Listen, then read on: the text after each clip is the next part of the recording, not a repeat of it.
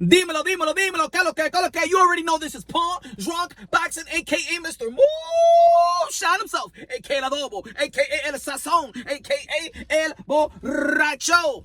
Ladies and gentlemen, Freddie Riach, trainer of Manny Pacquiao, 8th Division World Champion, 5 lineal. You already know it, man. The senator, the best karaoke singer of them all. Freddie Riach stated in a recent interview that Keith Thurman is not only better, but stronger than Errol Spence. Now there's going to be people out there going to be, oh, come on, Freddie Riach is just hating because he about to fight Manny Pacquiao. No, I don't believe that Freddie Riach is capping. No, I don't believe that Freddie Riach is lying. I actually believe Freddie Riach 100%. Absolutely 100%.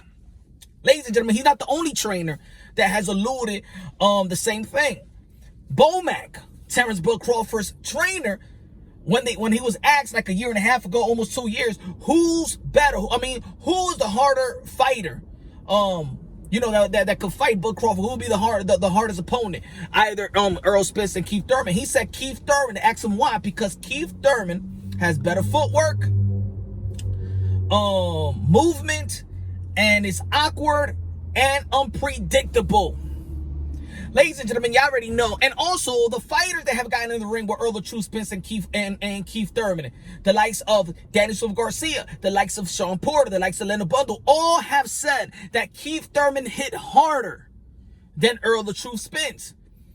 Hit harder. I mean, those are the guys that got in the ring with him. It don't matter what I think. It don't matter what you think. Y'all can be ignorant all you want. And I know there's going to be people out there, but Leonard Bundle got knocked out. Ladies and gentlemen, the way you get knocked out in the sport of boxing is when you get hit with something that you don't see.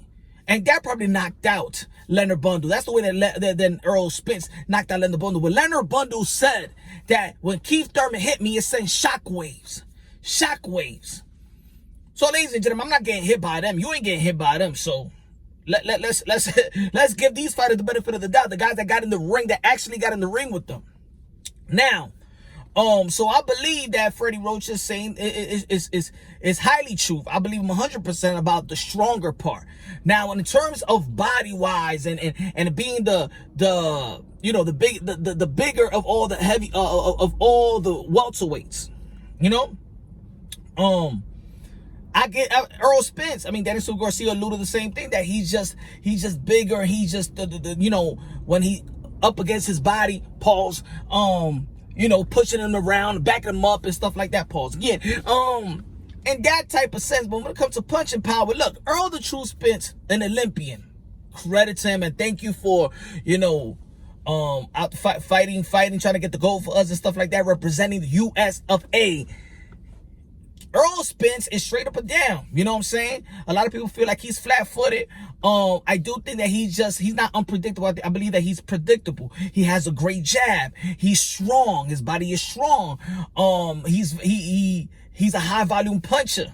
You know what I'm saying? I think that Manny Pacquiao is going to have to deal with that high-volume punching, because I believe that Errol Spence now, it used to be Manny Pacquiao, but now Errol Spence actually throw the most punches in the welterweight division. The output, the high volume is up there. But, his reach, and he's just fundamentally sound. You understand what I'm trying to say? Errol Spence does everything practically right. And if you're going to stand right in front of Manny Pacquiao's going to capitalize off it. And I think the only reason why that Manny Pacquiao was highly successful versus Keith Thurman is because Keith really didn't even want to use his footwork. And of course, he said that he had an injured left hand, and it's been documented and things of that nature. But no excuses. You lost fair and square, okay? But I do believe that it's true what Freddie Riach is saying. I mean, the way he's saying, the way that I study them when I'm looking at them, and in my opinion, I always felt the fight at the welterweight, aside from Manny Pacquiao, because Manny Pacquiao got a cemented legacy, will be, everybody want to see Bud and Spence. I thought the ultimate chess match would be Bud versus Thurman, because both is unpredictable. Both know how to switch, for southpaw. Y'all remember Keith Thurman when he knocked down Leonard Bundle, when he switched to southpaw and knocked him out. They awkward, they unpredictable. So I think it would have to be multiple adjustment by both men to neutralize one another. So I thought that was the ultimate chess match to me. And let's not forget that it was Errol Spence and Keith and Terrence Crawford that was calling out Keith Thurman, for a while, especially when Bud Crawford hit the welterweight division scene. But man, I agree 100%. I agree 100% with Freddie Riach, and I don't think it's cap. And I know there's gonna be people out there that's gonna try to justify what Freddie Riach is saying, but these are the guys that actually go out there in the lab and study these boxers, and Bomac say it, Freddie Riach say it, the fighters that's been in the ring say that Keith Thurman is strong, and I think a lot of people have been clamoring for Bud and Spence, even when Keith Thurman was the champion, and not really giving Keith Thurman his just due, in my opinion. A lot of people are still bitter that, he didn't fight Errol Spence when Errol Spence was calling him out and da-da-da. I understand. The fans want to see certain things, but that doesn't mean you devalue what the man has done. Because if you devalue what Keith Thurman has done, you're actually devaluing what Errol Spence has done. Because everything that Errol Spence does, Keith Thurman already done did it. So let's see if he could beat Manny Pacquiao. Let's see. But we playing this game. Anything you could do, I can do better. I could do anything better than you. That's what Errol Spence is doing.